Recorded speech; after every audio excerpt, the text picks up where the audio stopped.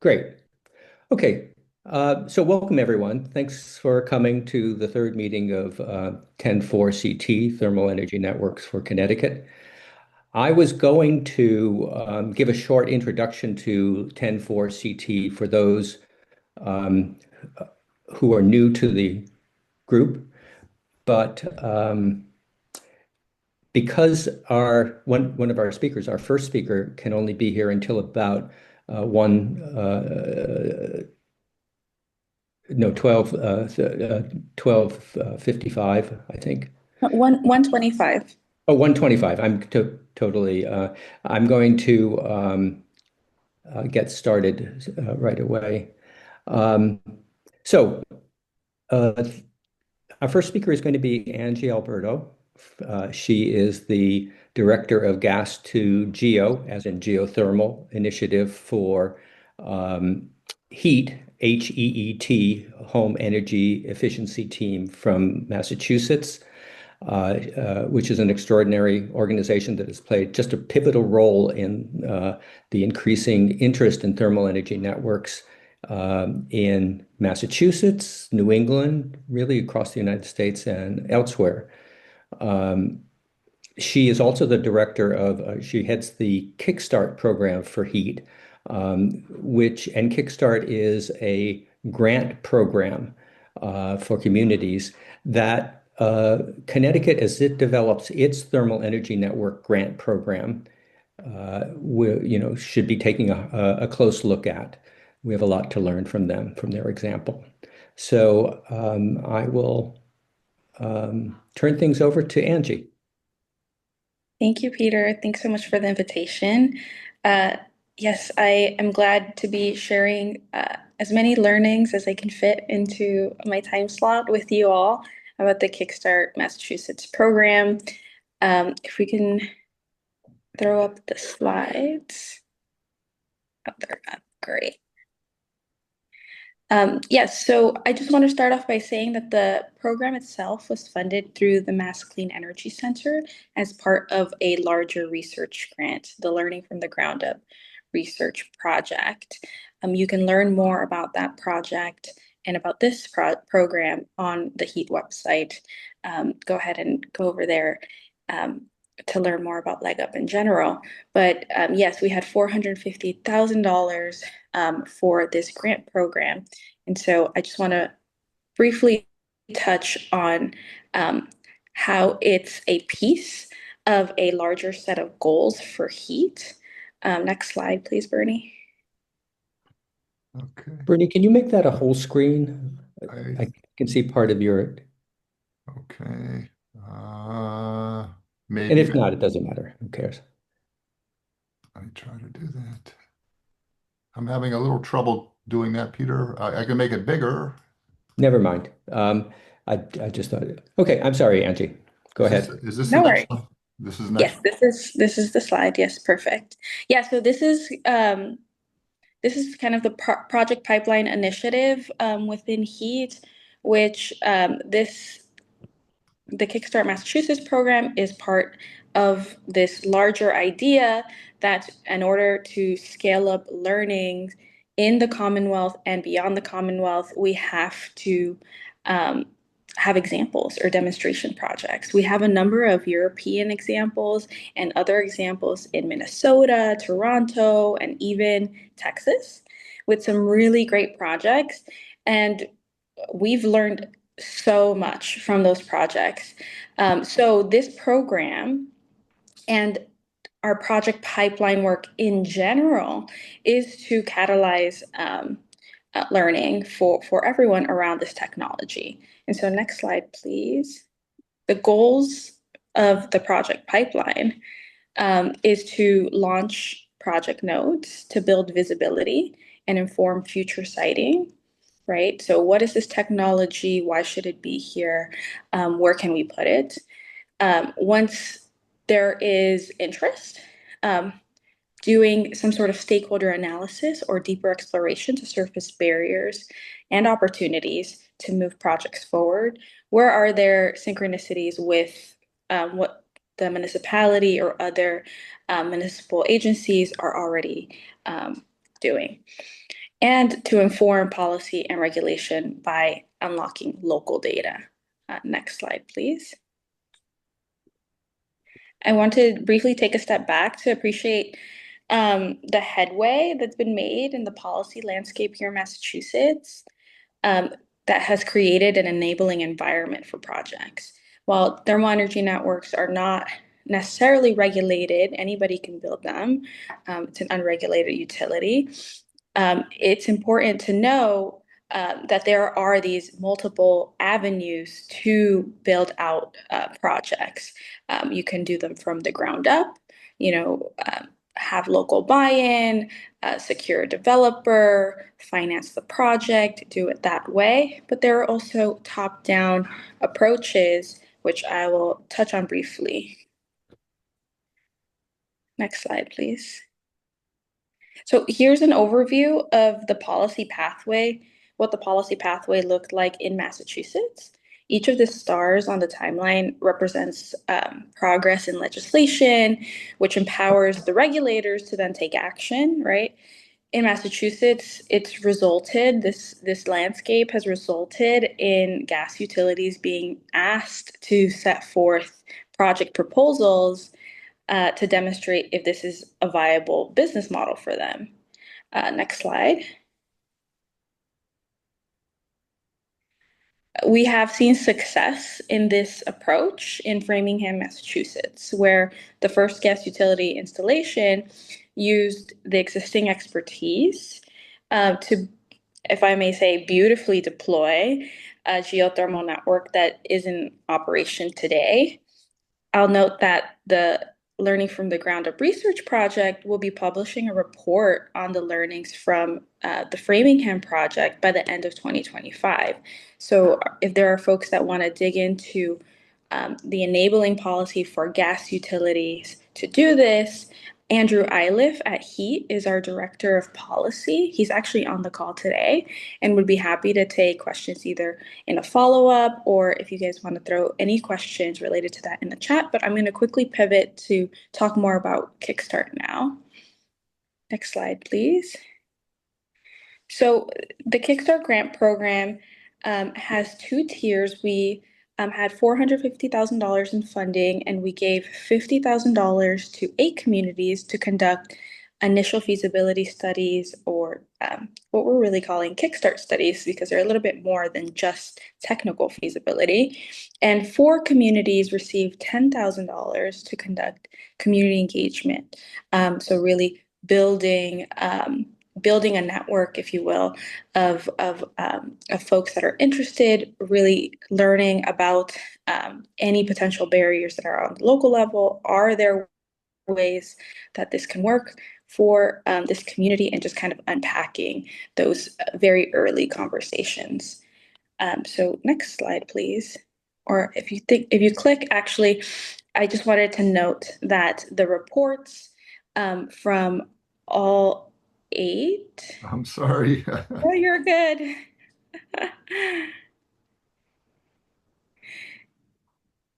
So yes, so this little notification, the 8 technical studies concluded in reports, and those reports are now available in the HEET library.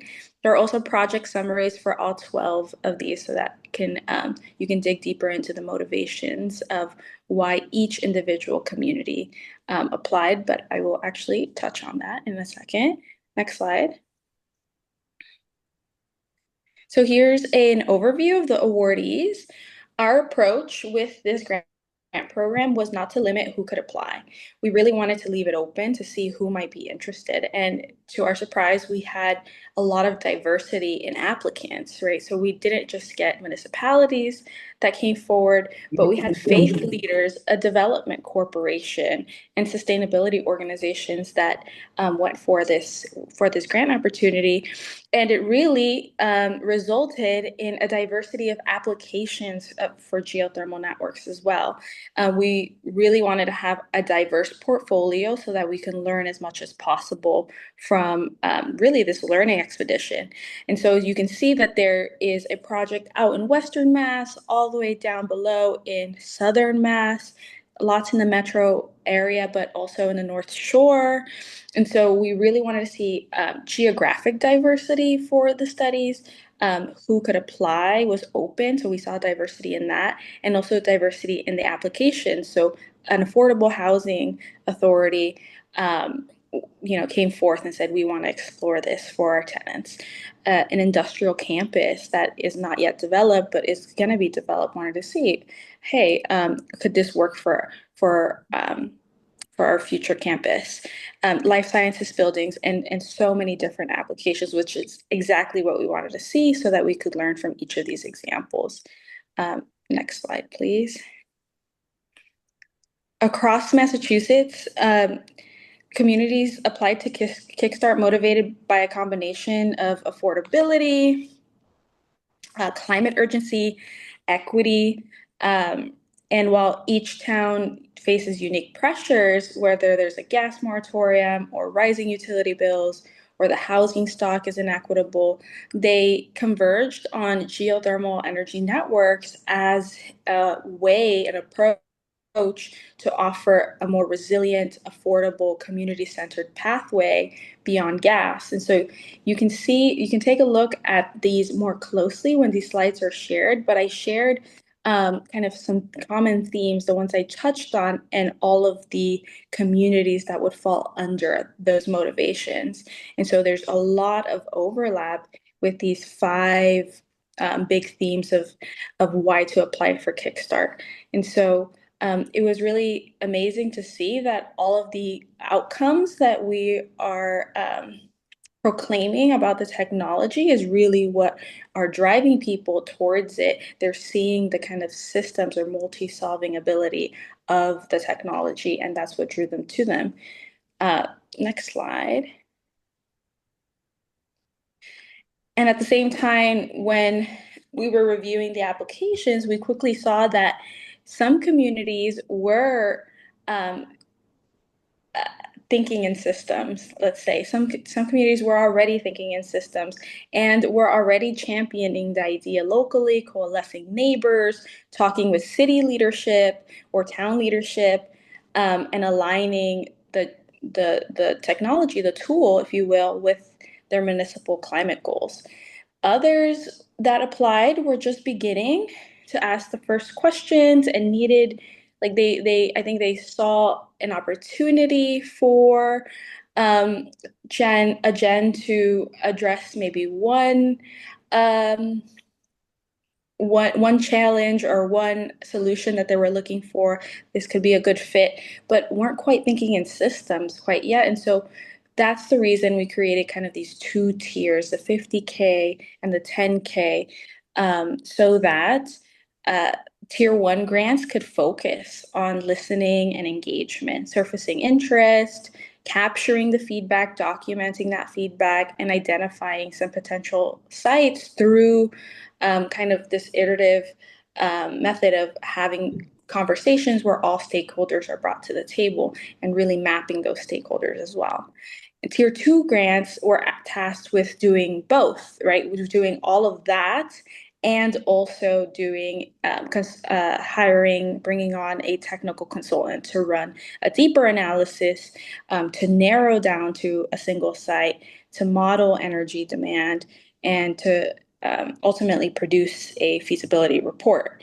And this was an intentional departure, I'll say, from the way feasibility studies are usually done. Instead of producing a technical report in isolation, we challenged teams to also consider institutional alignment and social readiness of folks that would be the potential off-takers as core components of feasibility. Feasibility includes these other elements as well, especially for a technology like this, which is inherently distributed, right, across many buildings and off-takers and many stakeholders.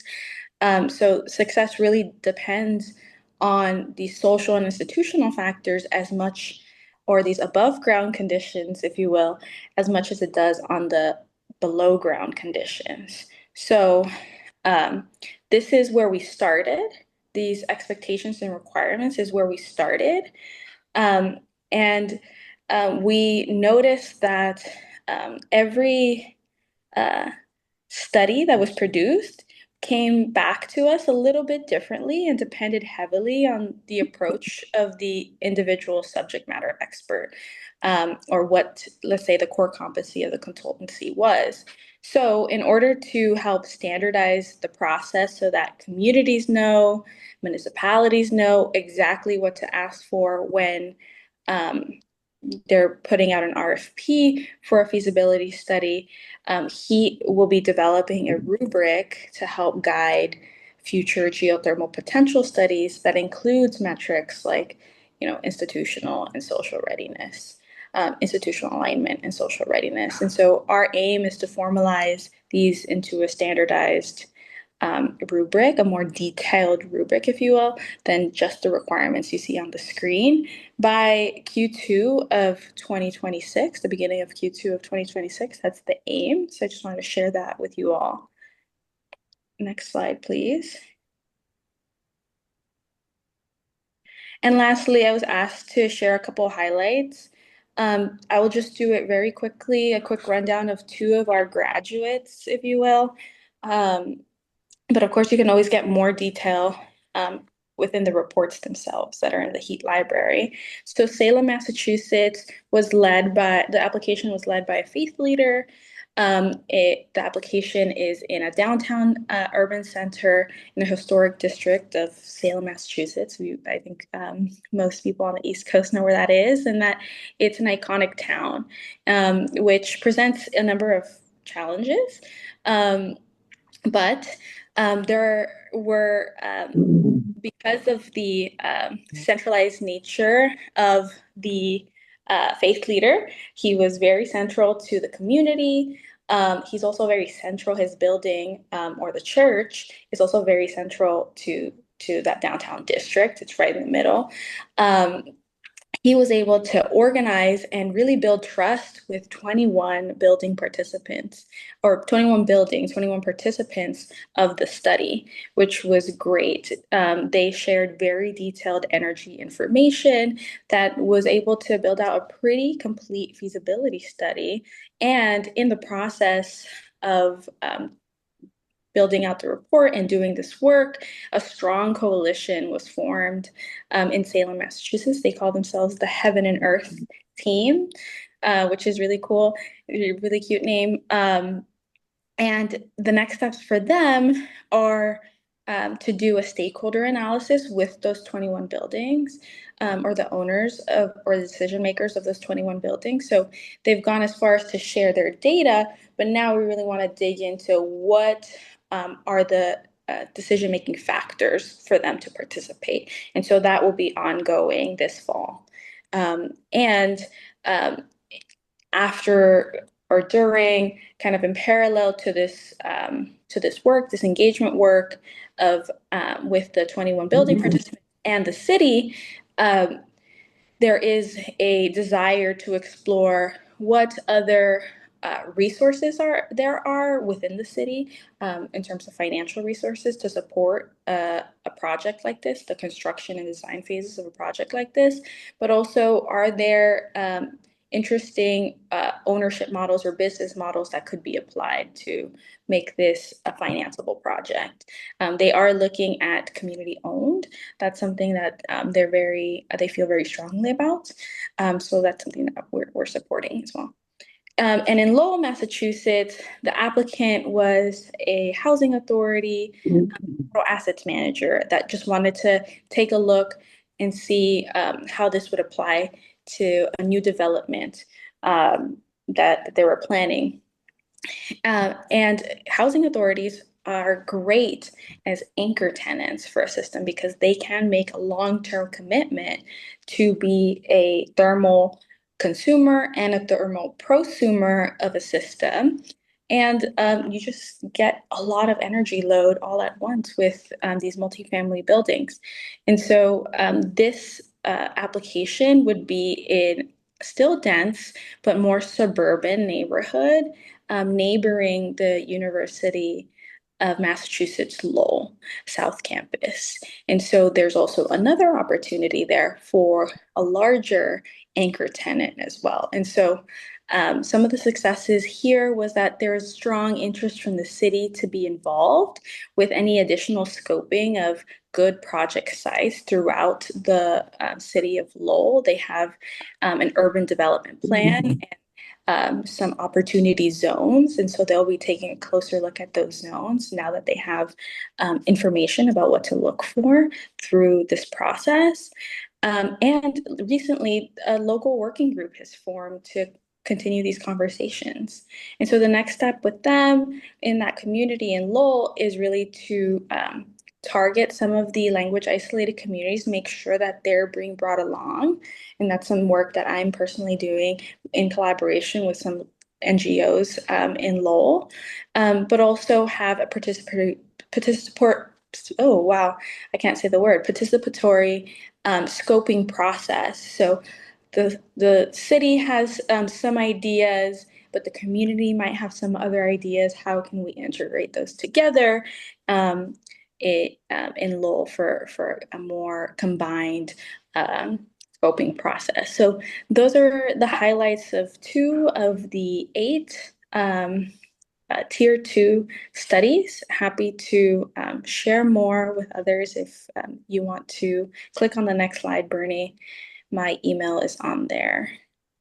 You can reach out to me and I'm happy to talk more. And I always like to throw up this QR code on the screen. We like to capture interest and demand. So if you're somebody that wants geo, put yourself on the map. With that, I'll leave you. Thank you.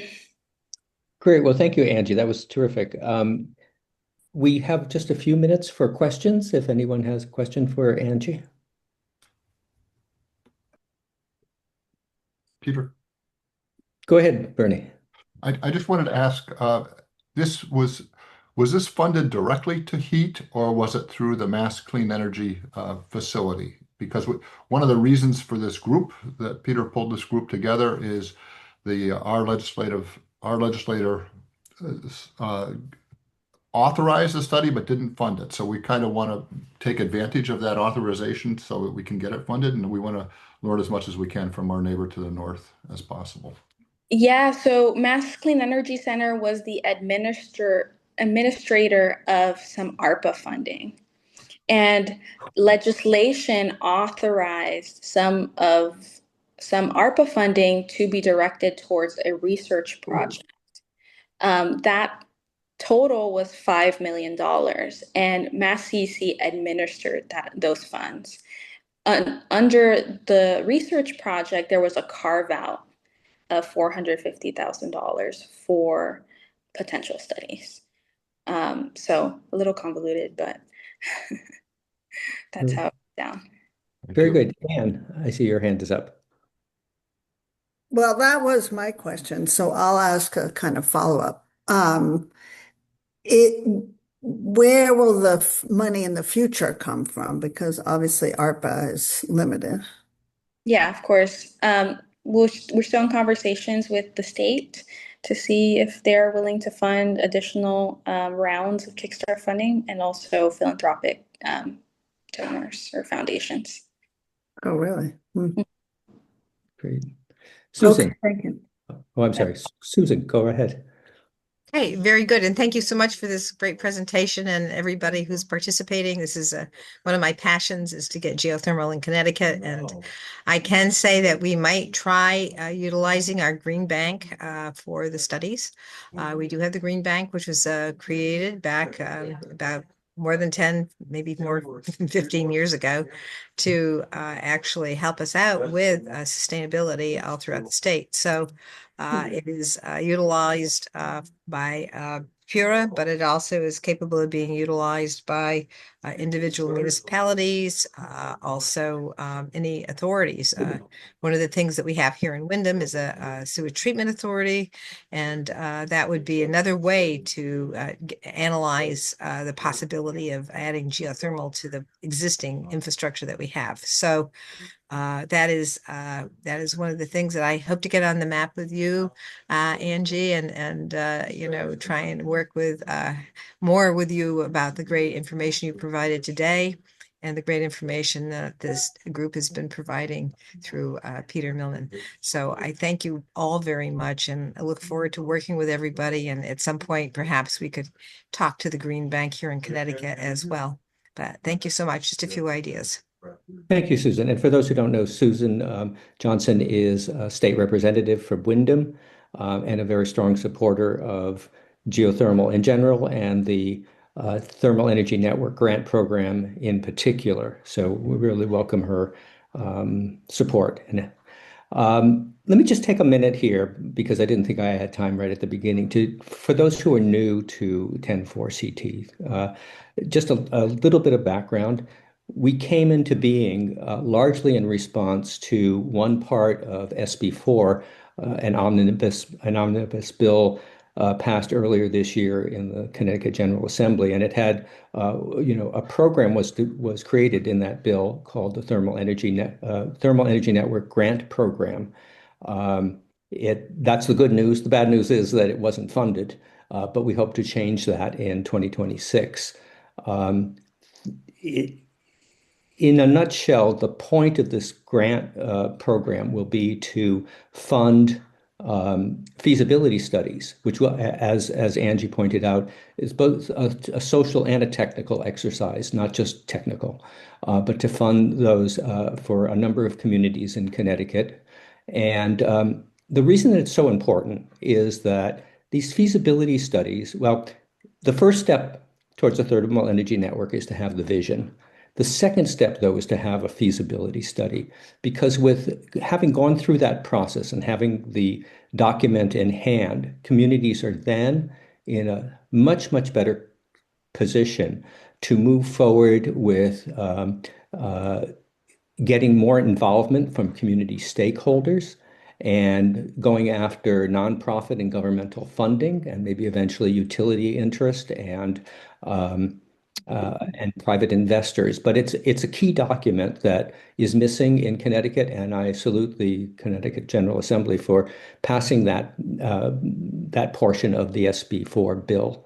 So with that, let's move on to the next speaker, Chris Till. Chris is the facilities project manager for the town of Manchester. He has helped oversee the development of a number of projects, but among them 3 elementary schools, all of which were net zero energy schools. He is also overseeing the building development of the Manchester's new public library, which is currently under construction. It has all sorts of great parts to it. It's a net zero school. We'll have solar and a battery and ground source heat pumps and all. But the reason that I asked him to speak here today is that part of the vision that he has had is to make this as an anchor resource for a future network geothermal system that will extend up and perhaps down Main Street. It's just a very exciting project, and I'm looking forward to hearing what Chris has to say. Thank you, Peter. I appreciate the opportunity to present this afternoon. I have a pretty packed slide deck here, so I'm going to just try to get through it so we have enough time. Just real quick, I'm going to introduce my project team, give an overview of the project, talk about sustainability, electrification, geothermal, building envelope, solar, battery storage, grid interactivity, net zero verification, incentives, and most importantly, potential for thermal energy network. So our project team, the folks who did all the heavy lifting, we have our architects, Fryer, and Connecticut firm HBM is out of Cleveland. They're specialists in library design. CES did the mechanical and electrical plumbing. Benish, civil site engineer. Alderson Engineering is our geothermal consultant. B2Q did the feasibility for the study for the battery electric storage. ONG is our construction manager. Van Zelm's our commissioning agent, and CMTA is our energy consultant who do the post occupancy verification. So this library is the first new municipal building in 30 years in Manchester. We've done over $400 million worth of school construction, which I've overseen most of over the last 20 years. But this is our first new building on the municipal side. 75,000 square feet, 100% electric. We are working with Eversource on Path 1 new construction, which requires a target EUI of less than 30. But based on our school experience, we knew we could do much better than that. So our challenge to the design team was to be under 20, and our energy model is predicting 19. That was verified by third party Thornton Tomasetti, as is required by Eversource as part of their incentive program. We have geothermal, solar, battery, and altogether a net zero energy design. We are one of the first new construction projects in Connecticut to participate in Eversource's Grid Interactive Building Program. So our building is sustainable design, 100% electric, no on-site combustion. As we all know, water source heat pumps have the best coefficient of performance. Our on-site renewable energy provides 100% of the energy needs for the project, lowering our operating carbon, and also providing predictable energy costs over the life of the building. And there's also an educational opportunity here. The picture shows an energy dashboard that we have at one of our net zero schools. So we're incorporating that into the library so that patrons can learn more about the unique aspects of this building, the sustainability, renewable energy, and we'll also provide link to the schools, because this is cloud-based, that teachers can, if they choose, can incorporate this into STEAM curriculum. Geothermal water source heat pumps, I mean, they're the core of making this all possible. We have 50 wells at 500 feet. A total connected tonnage of 132 tons, dedicated outdoor air system with energy recovery ventilator to provide healthy environment for the building. And in order to hit our net zero target, we have to provide a very tight building envelope so that we're not wasting energy. So we've set our infiltration target at 0.15 CFM per square foot of building exterior. And of course, we picture here shows a blower door test that we use at the end of the project to confirm that we've built a building that's met our goals for high performance envelope. So here's a site plan that shows our solar on the site. Our solar panel design is based on the energy model that was independently verified, as I mentioned, by Thornton Tomasetti. We have a total array of 370 kilowatt DC, 205 is on the rooftop. That's the maximum that we could support on the rooftop. So we are building a carport along the eastern edge of the property over parking which includes 165 kW as well, for a total of 370, which will provide 100% of the building's energy over the course of a year net. We have a battery storage that was supported by Eversource, and they supported 100% of the cost of the feasibility study to see how battery storage could work with this building design, and it allows us to shave our peak demands, shift the loads, help support the grid during peak times through passive and active discharge of the battery, and then also provide backup emergency power. We don't have an emergency generator for this building. It's all run off the battery. And our priority is for self-consumption of the renewable energy that's generated on site to maximize the full benefit of that. Gets into the different rate classes. We don't want to sell our excess power back to the utility at a wholesale rate. Chris, can I interrupt quickly? I don't Sure. know if it's easy, but right now you're sort of in speaker. Is there a setting to say presentation mode on the PowerPoint? Because we can see the current slide and the one before. Oh, If not, it's quite visible. yeah. Okay. How's that? There. Oh, that's it. There, you did it. Congratulations. Oh, thank you. Appreciate you speaking up. That was fantastic.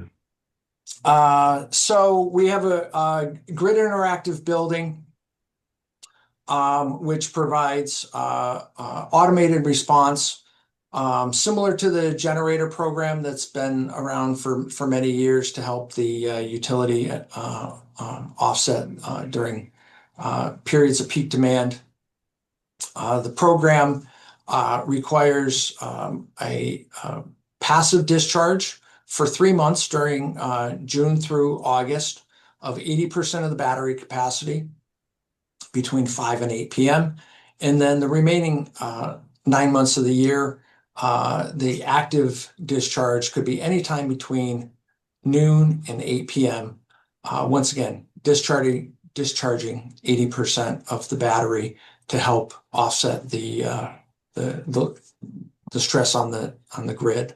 And we're doing that with microgrid controls. And this provides resiliency for the project. As I mentioned, we don't have an emergency generator, but as we've learned from previous projects, solar doesn't do us any good when the grid goes down and without storage. So this project, we have battery storage coupled with the solar, and we'll be able to operate in an island mode if the grid goes down, to run off a battery, use the solar to recharge the batteries until the grid comes back up. I mentioned optimizing self-consumption. Our 3 net zero schools are under rate 980, so excess power is going back into the grid at the wholesale rate, and then when our solar is not producing enough power, then we're buying it at the retail rate. We looked into the NRES program, but based on current market conditions and the fact that we have a battery that we can use to store excess production, that we decided not to go into that auction because we would be paying several cents kilowatt hour just based on the abundance of solar projects that are trying to sell their renewable energy credits. And as I mentioned, part of the incentive for Eversource is post-occupancy verification of energy consumption. So we have 2 months, 6 months, 9 months, and then 12-month periods where we're looking at the energy consumed, energy produced, and our ultimate goal is to verify that we've hit our net zero energy target. So what did this cost, and how do we pay for it? Well, we had three sources of incentives to offset the premium costs upfront of the geothermal, the solar, the battery storage. As I mentioned previously, Eversource's Path 1, new construction, that provides $4 a square foot, provided that we meet the EUI target, plus $4,000 a ton. And then there's a post-occupancy verification incentive as well. So the total estimated incentive from Eversource for Path 1 is $838,000. Not a small chunk of change. The battery is supported through the Energy Storage Solutions program, which is administered by the Green Bank in conjunction with Eversource. So I mentioned the passive discharge, active discharge, and I also mentioned that Eversource paid 100% of the cost of our grid interactive feasibility study. So all combined, there's projected $600,000 of incentive related to the battery storage system. And then we're under construction now. So we've met the timeline for eligibility for the investment tax credit. We have roughly $7 million of eligible plant between the water source heat pumps, the wells, the solar, the battery. So estimated incentive of about $2.1 million. So all combined between these three incentive sources is $3.5 million. So this is what we're talking about today: thermal energy network. How does this library tie in to where's the potential? Well, we are extending our geothermal mains out to the property edge on Maple Street for a future tie-in, hopefully, of a thermal energy network, which would run a half-mile corridor, as I show here on this diagram, from Center Street and Main to the north, all the way down to Hartford Road at the south. All of the green parcels shown here are municipal-owned parcels. On the north end, we have Town Hall, we have Fire Station, Probate Court, the existing Mary Cheney Library, two other office buildings. And those all have mechanical systems that are really at the or near the end of their planned useful life. They're 25, 30 years old. So if we could get a thermal energy network in place, or at least in the works, then when it comes time to replace all those mechanical systems for all those municipal buildings, then we would have the option of water source heat pumps. Without that planning, would more likely be forced into a technology that is less favorable, at least air source water or gas, something like that. Manchester is also in the process of a reconstruction project of the Main Street. And herein lies the greatest potential. Manchester's Main Street is a very wide street. It's got two travel lanes in each direction. And there was a trolley that ran up the west side. So it's a very wide road. There's been historically too many pedestrian accidents. It's very dangerous to try to cross that road. It's also very straight and drivers routinely exceed the speed limit significantly going up and down that. So Manchester is going to put the this Main Street corridor on a diet. They're going to restrict it from 2 lanes of travel down to 1 with dedicated turn lanes, dedicated bicycle lanes, and then just make it much more pedestrian friendly with larger sidewalks, hardscaping, landscaping, to really make this a much more enjoyable place as the heart of our downtown. So this creates a great opportunity in that thermal energy network, putting pipe in the ground. One of the largest costs would be actually restoration, right, of the pavement. But if we're rebuilding the road anyways, then it would simply be the cost of actually putting in the pipe rather than all of the restoration costs. So I mentioned the green parcels. The library is shown in yellow down here, and adjacent to across from the library is a parcel where there was an older commercial building that the town bought and raised for future redevelopment. Next to that is the Bennett Lower Middle School, fifth and sixth grade, and then the former high school, which is senior housing by the Manchester Housing Authority. And then the other green spaces, we have the Charter Oak Park, which could have potential for geothermal well field, as well as to the north end of the site, we have where the existing library is, we have Center Park, and then to the north of that, where you see this pond up here, that's Center Springs Park. So there's plenty of municipal land that surround this corridor that would support Borefield for thermal energy network.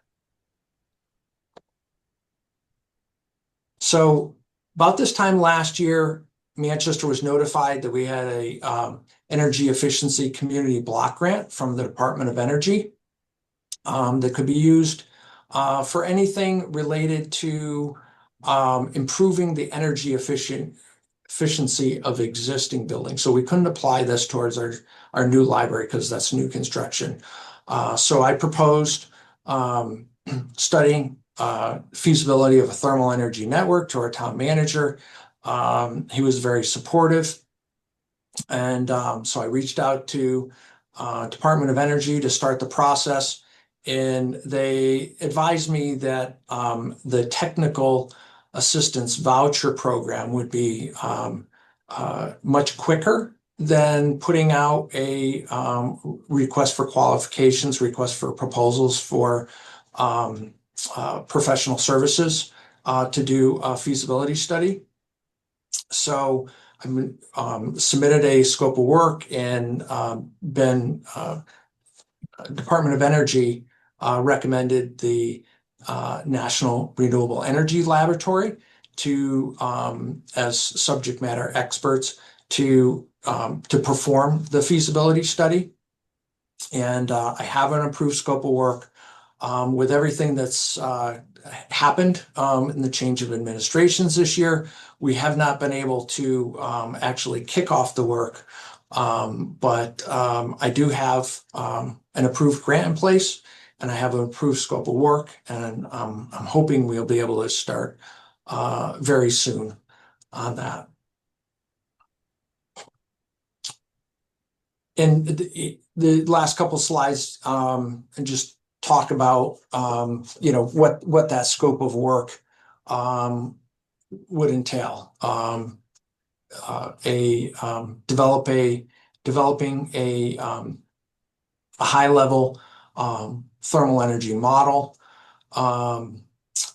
doing an analysis of the economic viability and doing some cost benefit financial projections, providing content for community outreach in order to garner support for the project. This is really the first public or presentation of this whole thermal energy concept for Manchester's Main Street corridor. I haven't really been out there talking about this at this point. My goal was to have the thermal energy network feasibility study underway with NREL, and then bring people in for community support, community engagement. But like I said, we just haven't been able to get that study rolling with NREL. And then identify additional grant opportunities because as I've been told, $120,000 isn't going to get me too far. And we won't be able to do a design. We won't be able to get into all of these buildings along Main Street, whether they're municipal buildings, private buildings. That would have to be done under a subsequent grant. But we do have we do have a private office condominium building, which is just north of the library, and they have water source heat pumps for that condominium building that are run off of a boiler and a cooling tower. So if a thermal energy network were to become available, they would be able to tap into that. They have basically all of the equipment that they need. Of course, there would be some upgrades, but they could relatively easy convert over to geothermal energy by nature of the fact that they're already using water source heat pumps for that office condominium project. And you know, the study would be able to provide the technical supporting information for a larger future grant application.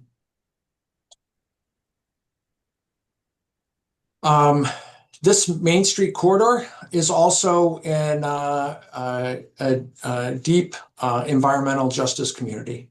So hopefully there's an opportunity to bring affordable, renewable geothermal energy to this community, and hopefully it'll be able to open up some additional grant funding opportunities.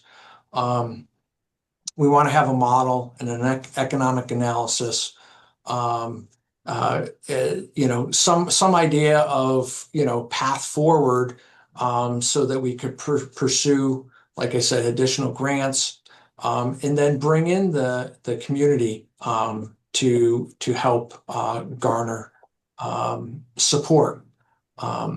So that is pretty much it. Does anybody have any questions? Well, thank you, Chris. That's an amazing project. Gene. Hi. I just want to clarify for myself and maybe other people the idea of the concept of a 10. My understanding is this is not a district heating and cooling system. It's a ground coupled fluid system that could provide a low cost sink for buildings that wanted to become geothermally heated and cooled. They would provide their own heat pump and tap into this source of groundwater, and they would, instead of having to invest a lot of money in wells, they would pay a monthly fee for use of the water to a utility. Is that about right? Yes, exactly. Yep. I'm sorry if I wasn't clear about that. Yeah, that was the intent, that we would provide a loop in this Main Street corridor, and have suitable areas for wells to support the loop, and then both municipal and private properties along this corridor would be able to tap into it, like you said, and then have their own water source heat pump infrastructure within their buildings that would be able to use this either as a heat source or a heat sink. And they would avoid the great expense of which you know about of drilling all those wells. So I don't think the library property has enough space for more wells. That's correct. You would use the parking lots, perhaps the city parking lots, or the park you mentioned, as more. And I suppose over time you would add more wells as you added more customers. Right. Exactly. Because of time, Gene, I'm gonna move on to the next question. But those are great. But that was a great comment, Andrew from HEET. Hi, everyone. I actually just wanted to tag on, Chris. I hope that's okay. That just to clear up a couple of things. One is I just want to make sure that I'm understanding correctly that this is a closed loop. So Gene mentioned sort of tapping into the groundwater. It is not actually tapping groundwater. If it's a closed loop system, Chris. Yes. It's tapping just subsurface temperature through a closed loop water system. So, which has important implications for environmental protection and permitting and stability of the system and so forth. And the other thing that we're trying to document, we know it happens at HEET, but is that as you grow systems, because buildings can share loads, particularly where you have load diversity, so where you have municipal buildings and residential buildings, the municipal buildings will typically close out at the end of office hours, which is usually when folks come home to their residences. So you not only do you not get the same coincident peak of demand, you actually can often share thermal energy. So a commercial building may be rejecting heat they move through the network to directly heat buildings so that you can avoid having to generate heating and cooling on the site. And that produces these coefficients of performance. I think, Chris, you had listed water source heat pumps as coefficients of performance of around 4, if I remember the slide correctly.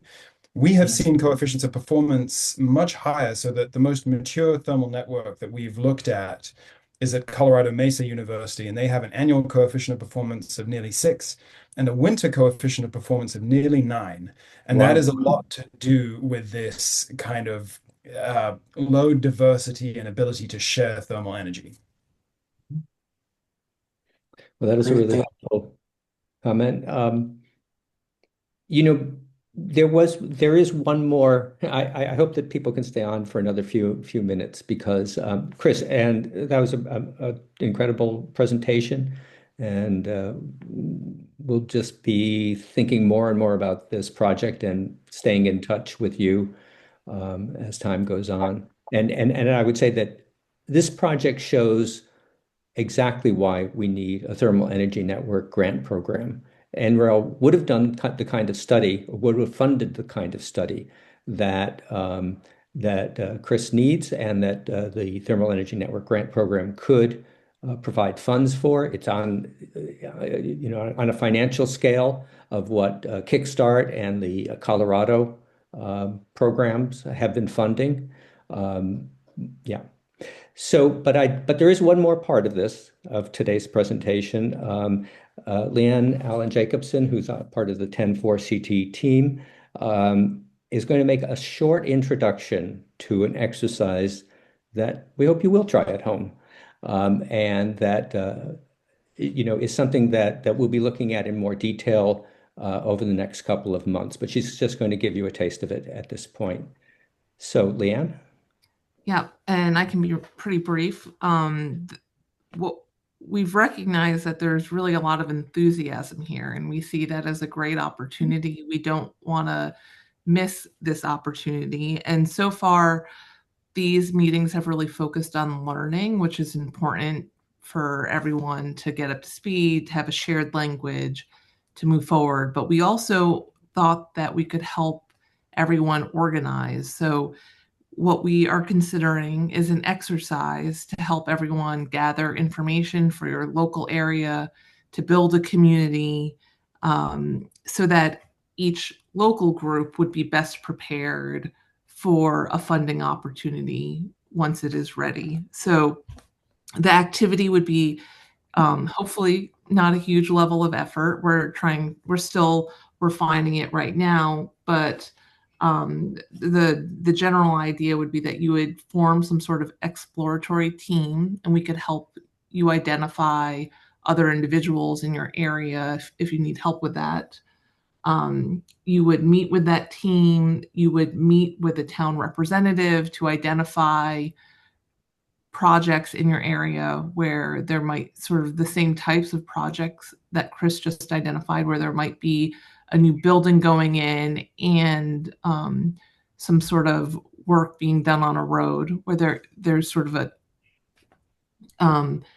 the pieces might be coming together, and then gathering that information in a Google form so that really just the information is in one place to help you with any type of grant proposal going forward. In addition to gathering that information, we think that this is just one way to start building that coalition or that community to start talking to people. So I think I'll leave it there, and we'll share more in at the next meeting. Thanks, Lianne. And Lianne may be sharing some of the details through our Google group. I think most people have received an invitation to join that Google group. If you haven't, Lianne may reach out again or just get in touch with me, and you can be added in. But we will revisit this more next month's meeting. So with that, we've gone 5 minutes over, so I don't want to be, aware of that. Would love to keep talking more, but I think we should probably end it for now. And yeah, use the Google group to make comments and ask questions, and we'll see what we can do about answering them. So thank you again for being part of this, and we'll keep moving forward. Thank you, Peter. Thank you very much. That was great. Thank you. Thank you, guys. Bye.